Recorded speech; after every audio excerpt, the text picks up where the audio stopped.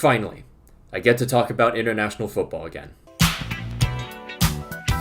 Real quick, by the way, this shirt that I'm currently wearing was actually sent to me by one of our fellow patrons, Janos Balash, so a massive shout out to them. Now, I already did a video in deep detail about the last window when it came to Euro qualifiers. That was actually the opening to Euro qualifiers, so if you haven't watched that, there'll be an annotation up here. I actually did it correct this time. Alright, so I know some of you guys like minnows, and boy do I have some exciting news for you. All the way in the Pacific, the Federated States of Micronesia are hosting their own cup in an effort to gain a license from the Oceania Federation and eventually FIFA. The cup will consist of 4 teams from different states in Micronesia, and you can actually buy these absolutely stunning shirts from each. To buy them, there will be a link to a tweet below, and all you have to do is just message this guy Paul here. All proceeds go towards flight costs, equipment, etc. So not only would you be buying a beautiful shirt, you'll be helping a country build up a footballing culture as well. The tournament will run from July 8th to July 15th, and you can follow it through streams on Micronesia's official YouTube here. But I won't waste any more of your time. Group A from the very start was exciting due to the many dark horses present, and we didn't even have to wait that long for chaos, as in the last window, Scotland shocked the passing merchants 2-0 in Glasgow. With that result, Scotland would start the June window top of the group. Not far behind them was Spain, but because of the Nations League, they would not play a single qualifier in June, which left us with the remaining nations Georgia, Norway, and Cyprus, all in need of points. The Robot Initiative would finally be able to host their first home match of the campaign. This one would be against Scotland, and Norway did quite well as Holland scored a penalty in the 61st minute. Unfortunately, expansions still need to be made in the Robot Initiative because Norway's defense is absolute dog shit.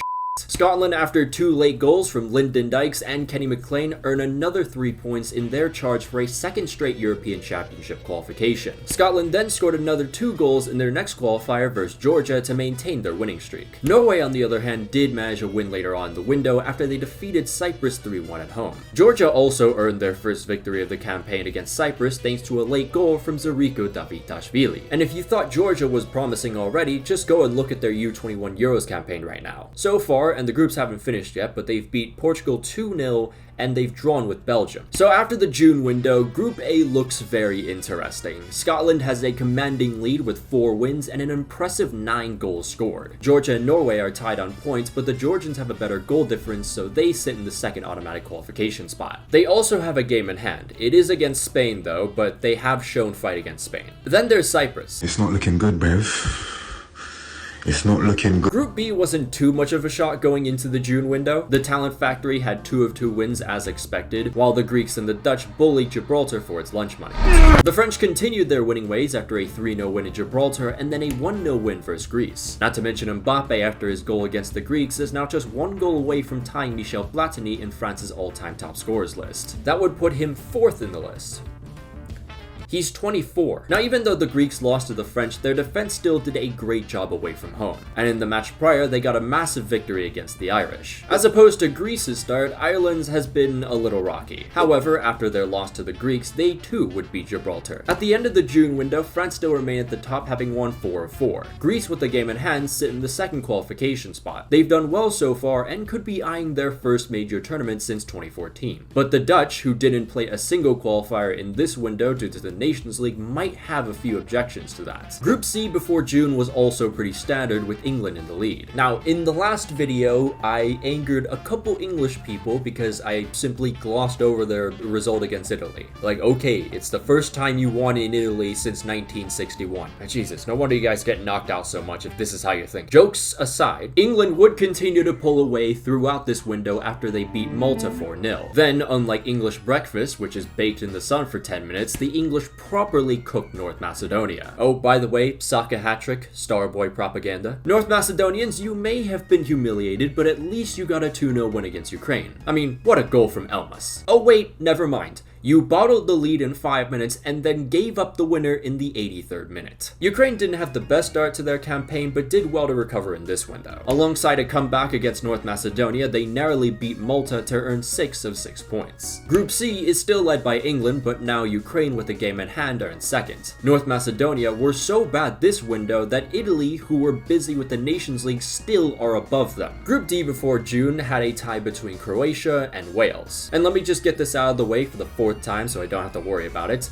Due to the Nations League, Croatia would not play a single qualifier in this window. But Wales did, and they started brilliantly at home with an early goal versus Armenia. However, the Welsh defense had the stability, that of a stick of pocky, and they conceded 3 unanswered and ended up losing 4-2 to the 97th ranked Armenians at home. 2 of those Armenian goals came from a man by the name of Grant Leon Ranos, a German-born Armenian who is a 19-year-old prospect who currently plays for Mönchengladbach. With those 2 goals though, his overall tally is now 4 goals in 3 caps, which is really impressive. Armenia then went on to cap off an impressive window with a last-minute goal versus Latvia at home to earn 6 of 6 points. Another nation who had a fantastic window was Turkey. The Turkish went 2-0 up early on against Latvia, choked because they're Turkey, but then in record time, the world's expectations dropped for the team, which has a direct correlation to the team turning into prime 2000s Turkey, and they steal a win in Latvia. Then to finish June, the Turkish tamed the Dragons and won 2-0. So after the June window, Turkey are now group leaders with their,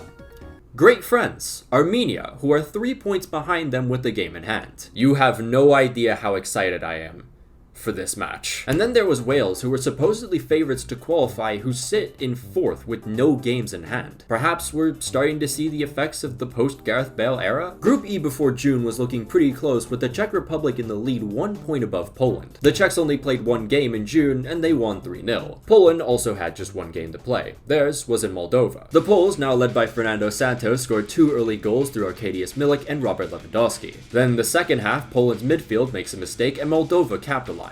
Later on, the midfield makes the same mistake and Moldova score their equalizer. Then in the 85th minute, Moldova's Vladislav Boboglu heads in a historic winner. Moldova, who are ranked 171st in the world, lower than the likes of St. Lucia and Fiji, stun 23rd ranked in the world Poland. Not to mention, it's their first victory in a qualifier since they beat Andorra in 2019. Another country who made a statement in this window was Albania. After a 1-0 loss to Swiderski FC in the last window, the Albanians bounced back with 2 straight victories against Moldova and the Faroe Islands, which now sees them jump from bottom to 2nd in the group, just a point behind the Czechs. Right behind them is Moldova with 5 points after 4 games. The last time they scored that many points was back in Euro 2012 qualifiers. Meanwhile, sitting in 4th with the game in hand is Poland, who have a lot of questions that need answers soon. Group F was led by the Austrians, who started well and won their first 2 games. Their next game was against Belgium, who had just played 1 match, where Lukaku declared himself as CEO of IKEA. However, nothing could separate the 2 teams in this match as they drew 1-1. By the way, this is the first time in this video that a draw has been mentioned.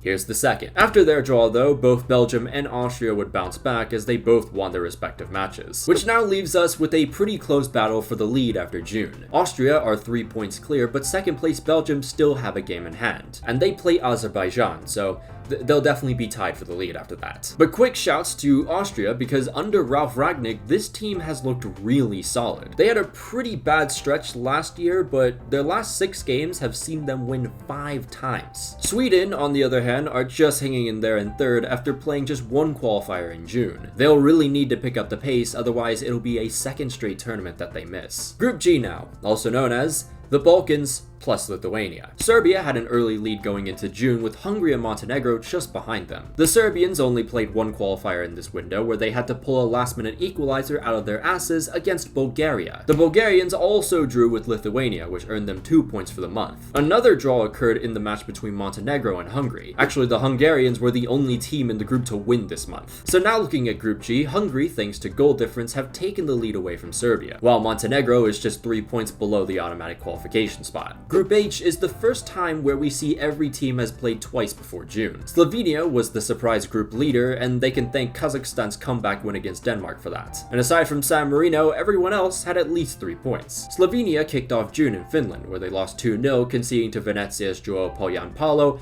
and Oliver Antman. Unironically, this was probably the best piece of media revolving around Antman. Finland, though, had a really good June window, as they followed that win up with a 6-0 thumping of San Marino. Kazakhstan was another team that was doing really well this month, as they've been exceeding expectations. They got a solid win versus San Marino, and then with a dazzling solo goal, the Kazakhs stole a win in Belfast. Another thing to point out about Kazakhstan is that their fans have been fantastic. They've been going to every game, home and away, and they've always been the loudest ones. Meanwhile, there's Denmark. and they've really fallen off. I thought the World Cup was just a bit of a one-off type thing, but they have been severely underwhelming in a group that they should be dominating, honestly. Denmark managed to beat Northern Ireland 1-0, but then could only conjure up a draw with Slovenia. So with all those results finished in June, Finland are now the team at the top of the table, with Kazakhstan just a whisker from them. Group I before June saw the lead be shared by both Switzerland and Romania. Switzerland started June with a 2-1 win versus Andorra. However, Romania hit their first speed bump and drew in Kosovo. Then the two would play each other just a few days later. Switzerland scored 2 first half goals through Zeki Amdouni, but just when they had everything in the bag, Romania pull a proper FM moment and score 2 goals back-to-back in the 89th minute and the 2nd minute of stoppage time. This result opened the door for a team on the rise like Israel to correct the mistakes they made last time. Well, they almost did it against Belarus, but luckily 2 last-minute goals stole them the win. They then followed that winning performance with another against Andorra. The remaining nation to collect some points was Belarus, as they beat Kosovo in Budapest. Fun fact, by the way, due to the war, the Belarusian national team hasn't actually played in Belarus since late 2021. But after the June window, Switzerland, despite a little hiccup, hold on to first place. Romania are just 2 points behind them, and Israel have climbed up to third, just 1 point from the automatic qualification spot. Finally, we had Group J, where most of the attention would be on the battle for second, as Portugal would pull away this month. The Portuguese beat Bosnia, and then a last-minute goal from Ronaldo gave them a perfect window. Second place Slovakia did well to hold on to their position as well, after beating Iceland and Liechtenstein. And just hanging in there is Luxembourg, who collected 3 points from Liechtenstein and Bosnia respectively. And that was your Euro 2024 qualifiers June review. So after 3 to 4 games, how is your team doing? Are they doing well? Are they not doing so well? Are they underwhelming? Are they overwhelming? Let me know. But of course, a massive shout out to all our patrons, including Stin, Janos Barash, Chris Damasceno, Miliue009, Aldipu, Alex Rod, Ulta, Amin Suamez, Aresan, Carlos Anaya, Daniel Ortiz, Francisco Hernandez, Guy, Joel Carvalho, Marco Fujimoto, Miguel Munoz, Return Fire, Rivera Drawen, Rory Burns, Slaw, Slider Kit, Snifferx, Takaoka Fan, The Motor Drive, Tomicus, Vanilla Mexican 17, Victor, Bubble, Chris Visconti, Q90 Champs 2022, Dominic Griffin, Emmett Shea, Lewis, Joe Paricio, Lucian Von Croix, Michael Nista, MX Weeb, Niche, Patrick Barley, Phil Bacchus, Sylvia Citrus, and Unbroken Persona. If you'd like to join the Patreon, there'll be a link down below and up in the annotations. You can follow my Twitter if you want, follow my Instagram if you'd like, follow my TikTok, trying to get to 20,000 there. I've been randomly doing flag quizzes there, so yeah. And of course, you can follow my semi-active Twitch. But until then, I'll see you guys.